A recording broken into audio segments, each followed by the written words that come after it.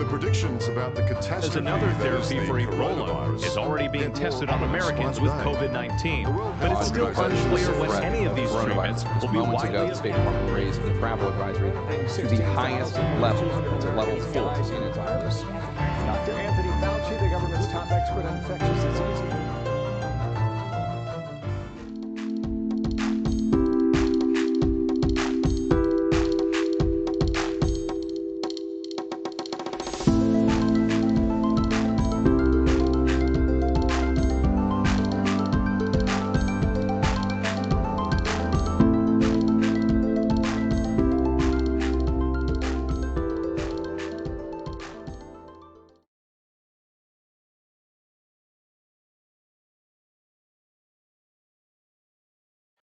Good morning, everybody.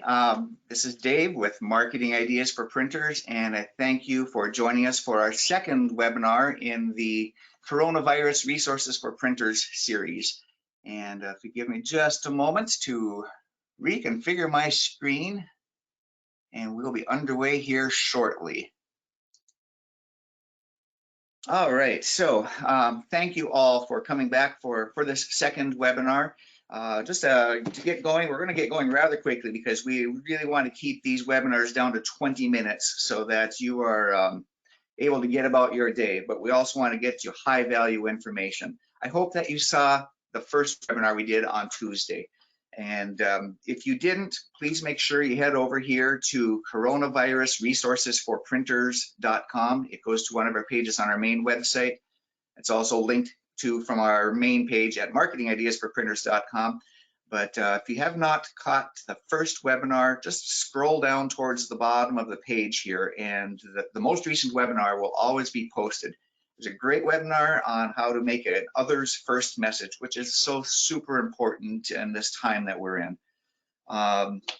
Just to also know that each webinar that we do in this ongoing series will have different content, so please keep on coming back. Our purpose with these webinars is just simply this, is we want to provide resources to help you as printers survive now and be in a position to thrive later. The ideas we share here are going to be appropriate for all printers. Sometimes those ideas will be fine-tuned for Marketing Ideas for Printer subscribers. Today is not one of those days. Today is a day that the topic is going to be wide open for all printers. There's nothing at all that's going to be uniquely specific to our subscribers. This is for everybody. And so we're going to head right towards that right now. And today we're going to tip that conversation towards finance and human relations or human resources topics. A few quick housekeeping items before we get going is what I've already mentioned. Just want to make sure that you remember it is the recording of today's webinar. That's going to land on coronavirusresourcesforprinters.com.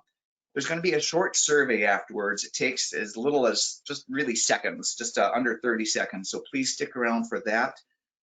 One of the questions on the survey will ask you for ideas that you have that can be shared with others, and ideas that you have on how we can best help you with resources like this. So that's an opportunity for you to provide some of that feedback. Some of those have already started to show up. After Tuesday's webinar, we got an example of one of our subscribers has a custom page that he built for his website as a resource for his subscribers. You see the link there. That's the bottom one as it stands right now. Another feedback we received on how we can best help our subscribers is one of the feedback pieces was, can you help us with a postcard to get a message out to our subscribers? We've done that, and that's going to be a freebie, and that's going to be available for anyone that wants to get it. We expect that that's going to be available either later today or perhaps tomorrow. That's also going to show up on this page. That's our gift to you, something that we feel that we can bring to help you during this time. So keep your eyes open for that.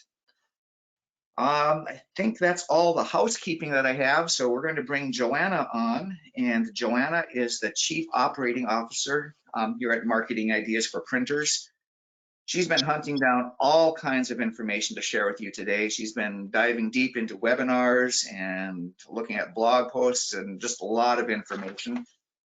And she's just been a rock star to come up with that information that's going to be helpful to you. So Joanna, we'll bring your camera on and then we'll let you take it from there. And it's all yours. Okay, good morning. Yeah, my name's Joanna and I'm the Chief Operating Officer here at Marketing Ideas for Printers.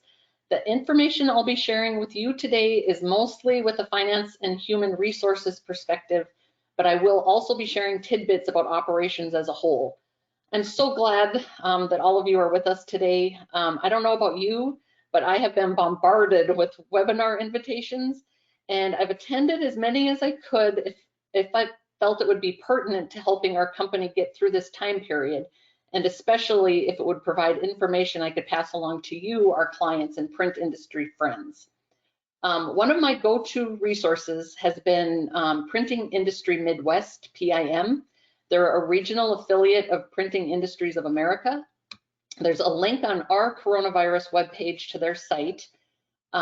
It's just a great resource for you to check out. It's really dialed in specifically to the print industry. In fact, yesterday I attended their webinar and it was really good. They will be posting a link with the recording of the webinar, and I highly recommend you watch it and sign up for their upcoming ones as well.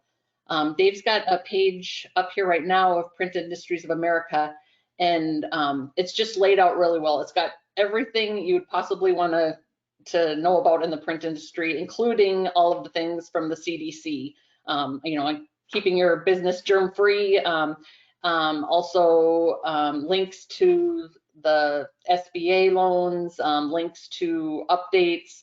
It's just really a great resource for you to check out. So I wanted to take some time and point that out. Before you get into the main part of your presentation, I forgot to mention one thing, and I'd just like to hop in here just really quickly. For everyone that's attending the webinar, please, if you have questions during the webinar or any of that feedback you'd like to give, please use the tools to send us the questions. Can't promise that we're going to answer them live because there's a lot of people, but I can promise that we will review the questions afterwards and follow up with as many as we possibly can. So do send in your questions through the website chat panel, and we'll pay attention to that too. Back to you, Joanna. Okay, thanks. The first thing I want to talk about today is essential business. Dave, if you want to scoot the screen over to my kind of the agenda that we'll be following today, everybody can kind of see what will be, all the different topics we'll be hitting. So essential business, that's you. PIA and PIM organizations were a huge advocate for getting the government to include the print industry as essential business. They wrote letters to Congress, to state governors, and even had a meeting with President Trump. Printing has been deemed essential for the United States Postal Service. The post office is continuing to make deliveries. Some of this information you may already know, but I just really want to highlight it in case anything comes as a surprise to anyone. Now, keep in mind, each state has their own operating restrictions too. If your state currently has a stay-at-home order issued, you can still operate as federal guidelines supersede the city and county restrictions. Now, police are not out on the streets pulling people over, and you've all heard the saying, ask for forgiveness instead of permission, but just be ready to explain why you are considered essential if you are asked. A tip for you to keep work coming in is to take a look at your client list, identify which clients are on essential businesses lists and reach out to them. Keep printing for them. This is where your primary work will come from now. For example, the health industry, signage needs, packaging. And you ask, how do you deem yourself essential? Ask yourself these questions. Are you providing mailing and shipping services? Are you shipping goods and services directly to residences? Are you printing for essential businesses, healthcare, pharmacy, grocery stores, communications companies? This makes you essential. Printing t-shirts right now is not probably going to be considered essential, but printing a job for the hospital will be considered essential. Moving on to the SBA disaster loan. While I hope this time period is brief, it may not be. The best advice I can give you right now is to get in line. Check out the SBA site, send in your application. You'll be ahead of the game if you do end up needing funds. The systems are burdened right now, and I heard yesterday from printers that were trying to fill out the online application during the day. The system wasn't saving and was crashing, but one printer did get his application submitted later in the evening as the system use was not as heavy. So there's a tip to maybe get through a little easier. Also, local banks have been given the authority to approve eligibility right out of the gate. So this should help the application process go quicker too. Now the $2 trillion disaster package has been approved, but the SBA loan proposal is still evolving, sorry. But that doesn't mean you should wait to send in your application. Eligibility so far is only if you're affected by the coronavirus. So that's pretty much everybody.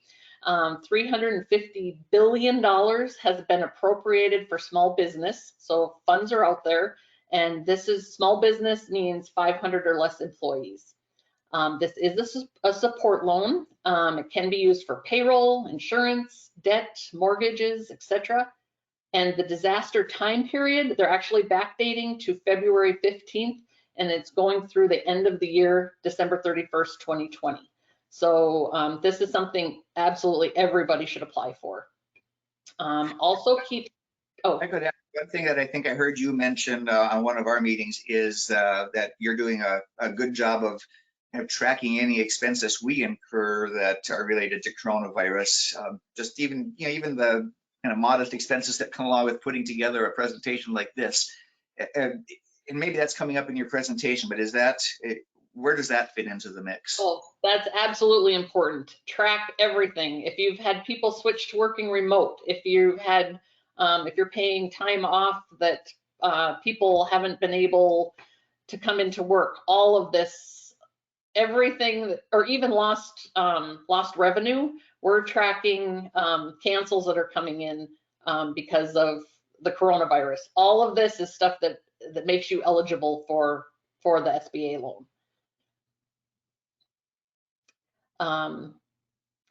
Moving on to state programs, apply for everything you possibly can. Check your state government website, look for grants, rebates. Each state's going to be a little bit different, so you have to go on to your state site. Yesterday I heard a printer from Iowa, he found a grant that was available while applying for an SBA loan, and you don't have to pay back grants. So if you see a link for those, grab it and send in your application right away. The Families First Coronavirus Act, the FFCRA, I wanted to hit this one a little harder. I am by no means an expert on this, and I really don't have more information than the handout that we have. And actually, Dave, if you want to switch to that screenshot right now, please. This is just a summary that Great Plains Benefits Group, it's a state human resource association we belong to, they summarize this for us, and I'm just passing it along. I don't really have any more information than what I'm going to share with you right now, but it sums it up really well. So just last week, President Trump signed into law the Families First Coronavirus Response Act, and this does not take effect until Thursday, April 2nd. Now that's only a week away, so it's really important that you know how this affects your business. So employees are eligible for this. They can get 2 weeks up to 80 hours of paid sick time at their regular rate of pay where the employee is unable to work because the employee is quarantined and or experiencing symptoms. They can get 2 hours of paid sick time at 2/3 their regular rate of pay if they're unable to work because they need to take care of somebody or take care of a child who's out of school or a child care provider is closed. Just to be clear on that one, I heard you say 2 hours of paid, 2 weeks is what you're. Yep, sorry. Yep, please jump in, Dave. Okay, and then they can get an additional 10 weeks of paid family leave at 2/3 the employee's regular rate of pay where they're unable to work due to the need to leave to care for a child whose school or child care provider is closed or unavailable. due to reasons relating to the COVID-19. Okay, so this is, this could get to be a huge expense for us, but here's some things I want you to keep in mind. So covered employers are all public employers and private employers with less than 500 employees. Now, this is the one that really got to me when I read through this. So, you know, under like the Family and Medical Leave Act, FMLA, employers don't have to, they're not required to follow it if they have under 50 employees. Now, you do have to, because they bumped this up to 500 employees. Some other things to keep in mind: an employee must have worked for you for at least 30 days to be eligible for this. And there is a point here too, where small businesses with fewer than 50 employees may qualify for exemption if the leave requirements would jeopardize the viability of the business as a going concern. And I have not dug into that one yet, but we may not have, some of us may not have to participate in this as much. And then the big win here is every dollar of required paid leave plus the cost of the employer's health insurance premiums during this time will be 100% covered by a dollar for dollar refundable tax credit. So of course it'll be seen late, we'll have to pay the money now, but we can get this back 100%. This sick time does not carry over from 1 year to the next, and employees may elect to substitute any accrued vacation leave, personal leave, or medical or sick leave for the first 2 weeks under this too. These are just real highlights, big picture thoughts here. There is a link on this to the Department of Labor where you can read through the many pages, but this is just a quick summary that I could highlight for you right now. Unemployment. Check with your state. Employment is run through each state, and go to their website and they should have a COVID-19 page. Now, as each state has different programs and laws and guidelines, I wanted to throw out some things for you to ask about or be aware of that other states are doing. Some are saying not to do layoffs, do temporary leave of absences instead. The waiting week, which is the non-payable week, that's been waived, so employees will get paid sooner. Benefits will likely not be charged against our employer accounts. Work share programs, this was one I had not heard of before. If you cut an employee's hours, you may be able to pay, like, say you cut their work 25%, you could pay them their 75% of the hours worked, and then unemployment could make up the other 25%. So then your employee is still getting 100% of what they're normally used to receiving. And then I wanted to remind you about salaried employees.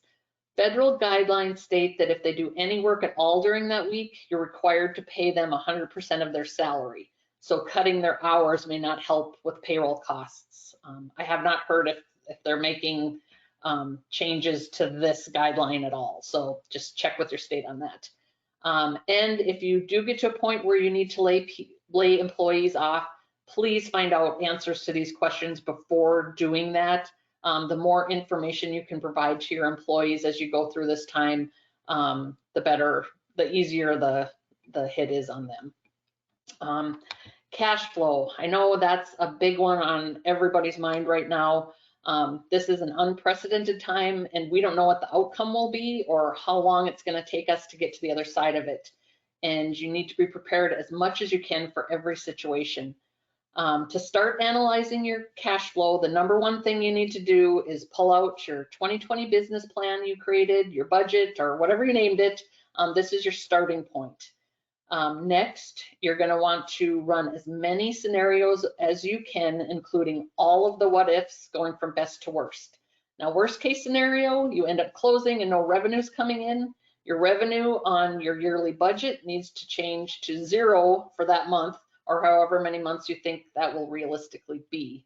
I would rather look at the other end of the spectrum. So say starting April 1st, maybe my revenue will be 80% of what it normally would be, because my main clients are classified as essential business during this pandemic. So you're just going to have to go back and forth and think of different scenarios and put them all down on paper so you've got some data to look at. Look for some quick wins to reduce expenses without going to payroll. Don't go to payroll first. Has a convention been canceled that was scheduled for spring? That's going to free up some cash. Are we making donations we could cut back on right now? Are there nice to have but not necessary expenses you could cut that wouldn't hinder your business? Start there. Then break it down into quarters. And quarter 4, things might be above what our previous normal was. So make sure you throw that in there too. I use a cash flow app called Float, and this lets me add different scenarios that I can layer on top of each other to see the peaks and valleys of the cash flow. It does sync with QuickBooks, and they do offer a free 30-day trial period. It's worth checking out if you don't have a cash flow tool right now.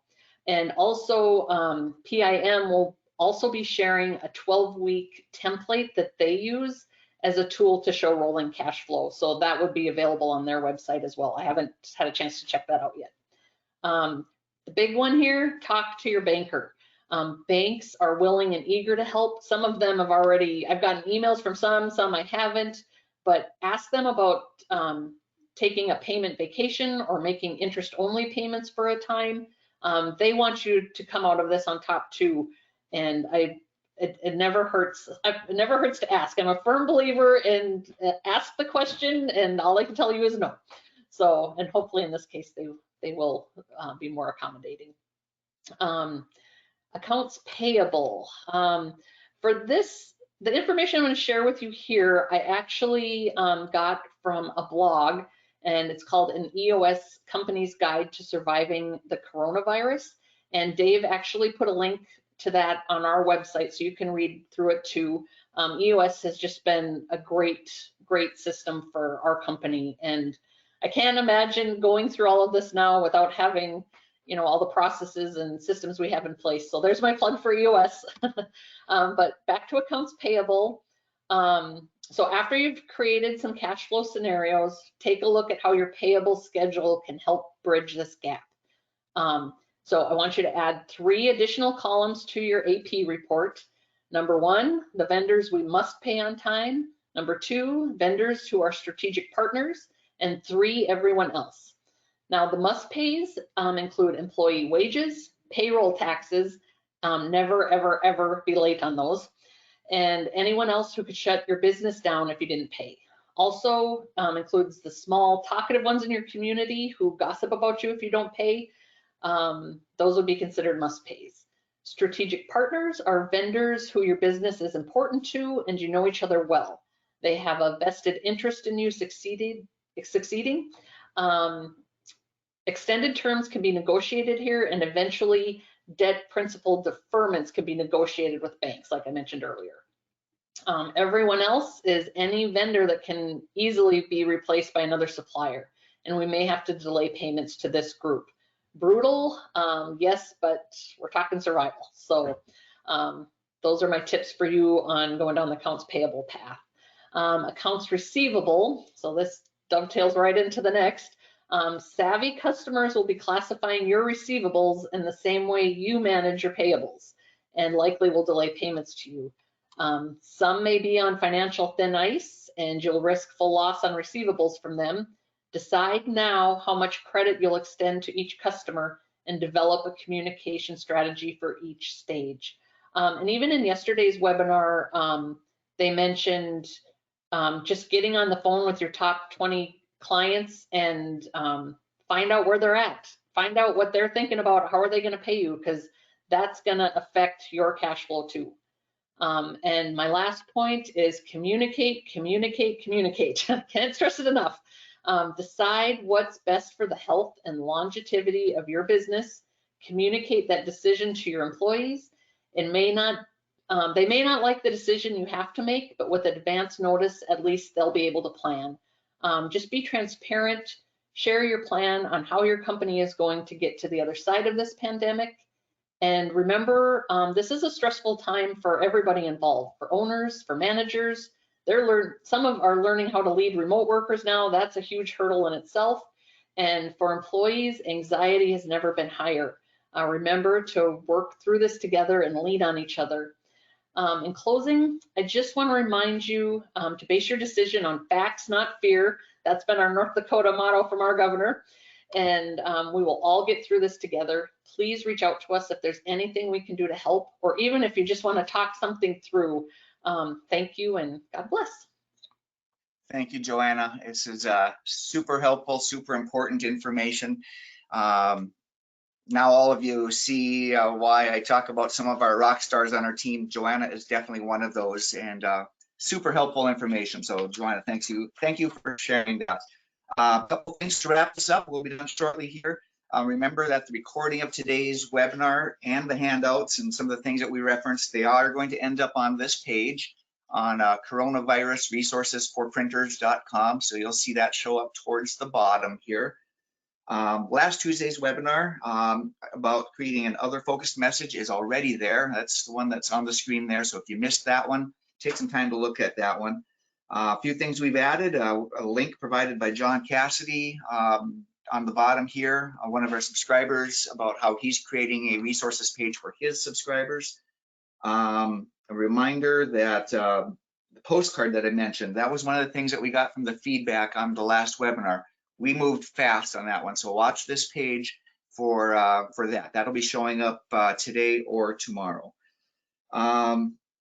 One other thing that Joanna was talking about, the Float app, and I think we'll try to get a link to that on here too. It's really a helpful tool. This is going to come roaring back, everyone. We are in the middle of a really icky time right now. It's a great time to fine tune what you're doing and make sure you're doing it right, because this is going to come roaring back. So please be thinking ahead and be ready to come roaring back right with it. Talked to a printer yesterday in Florida. He's got his presses shined up and ready to go. He's ready. He's hitting it hard. He's fine tuning the e-commerce on his website. Talked with another printer in Brooklyn this morning. It's actually Felipe, who we've used in as the model for a perfect email. He's same thing. He's saying, if it wasn't for my website and the ability to do e-commerce, we might not even be here right now. Take this time, fine tune what's working, add new things that are working. If e-commerce is something that you're looking for a starting point, give us a call. We can help coach you on what that might look like if you just need to get started with that.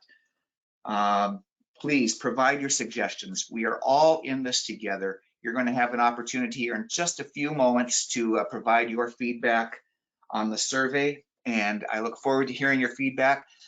Please keep on coming back to these webinars. We're kind of falling into a Tuesday afternoon, Thursday morning rhythm, so keep an eye on that. We'll keep you updated as those next webinars come on, and get ready for that survey. Give me 30 more seconds of your time, and thank you again so much for being here today.